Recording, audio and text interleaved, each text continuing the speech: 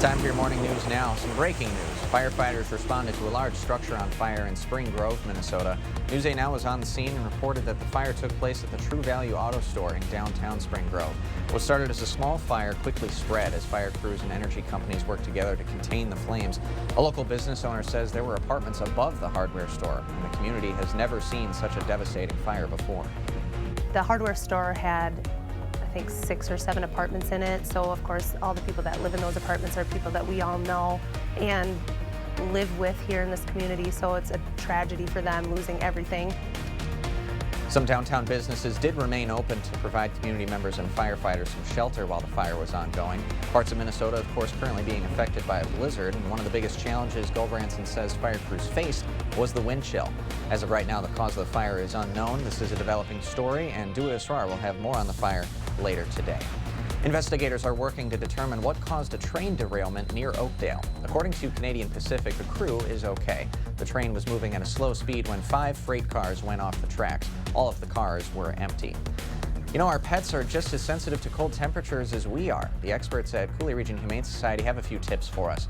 You can still take your pets for walks in colder temperatures, but keep them short. It's better to take shorter walks more often than take one long walk.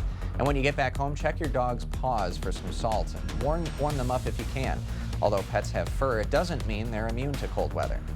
They can, withstand the cold temperatures. Huskies are double coated, but it's that wind that it can still cause frostbite. If it's too cold for us, it's too cold for them. And don't forget to check on the livestock. Humane officers suggest give them about 25% more food than you usually do, because when those animals are shivering, they're actually burning calories. A local celebrity is raising money for the Salvation Army and awareness about his species. Brutus the mini pig and his mom volunteered to ring bells on Thursday at Blaine's Farm and Fleet in Onalaska. Well, Brutus didn't ring bells, he honked his horns. Brutus is a therapy pig. He visits with residents at area nursing homes, the VA, and with kids all over the Coulee region. In addition to raising money for charity, Brutus's mom says he's a good ambassador for pigs and a lot of fun. Making someone's day, they're not expecting to see this, and it's just something different that you're not expecting, and it kind of makes you forget about everything else going on in your, in your life, and it's just, even if it's just a minute. And Brutus shares his Monroe County home with his rescue pig siblings. Hey, you are running out of time to see Kris Kringle in person. Santa Claus and his reindeer have been enjoying their stay in La Crosse since November 25th.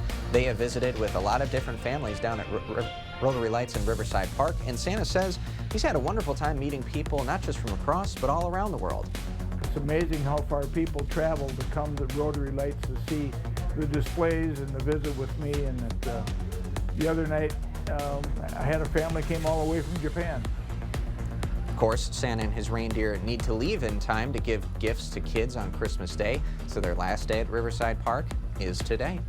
And I want to address this too. I did have a talk with Santa. You and I are both on the nice list. Oh, excellent. So yeah. Take a look at your forecast for the weekend. We'll see a high of 5 tomorrow. We do have the alert day in play as dangerous wind chills are still in the forecast. We'll go to 8 for Sunday.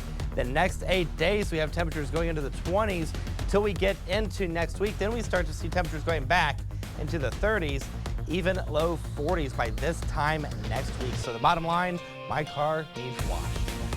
Yeah, it's something to look forward to at the end of next week for sure. Absolutely.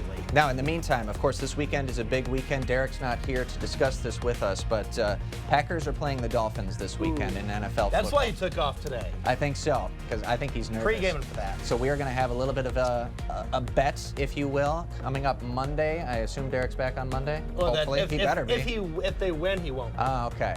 Well, regardless, the winner of that NFL game, so let's say the Packers win, let's manifest that. I'm going to make Derek wear some Green Bay Packer overalls on camera, and I think Derek, in the weird chance that the Packers lose that game. A Tua jersey? I think a Tua jersey. So we all want to see Derek in Green Bay Packer overalls, right? We don't Absolutely. We don't want to see me in a Dolphins jersey. Get him a cheesehead too while you're at it. I think we've got one. We've got one right there. Monday morning, Sibley. It's going to look morning. darn good. Yep. Thanks so much, Eric, and have a great rest of your day and a fantastic holiday weekend. Any way to roast Derek on air?